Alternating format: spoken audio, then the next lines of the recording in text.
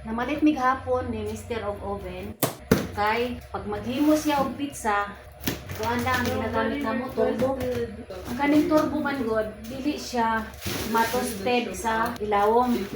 Unang nagpalit ni og kuan oven. Ang problema ani karon usaw na ko ni pagawas.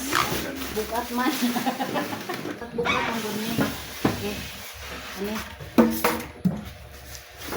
Ani. Naami oven nga dako pero wala man gud mi gas. Kani siya kay kuryente. Dili sa amin magamit og gas. Manang palit niya ni. Patuhon ra gud ni. 6,000 plus.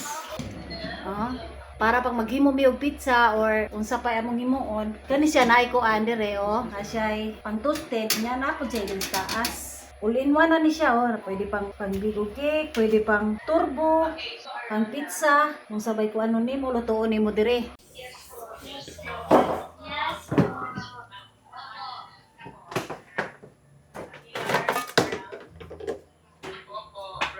Unya pansamantala ipatong sa namo dire. Dili ra man kay ni bugat. Kani wala man gud ni gas nya di kay mi maggamit og gas insakto ra di ay.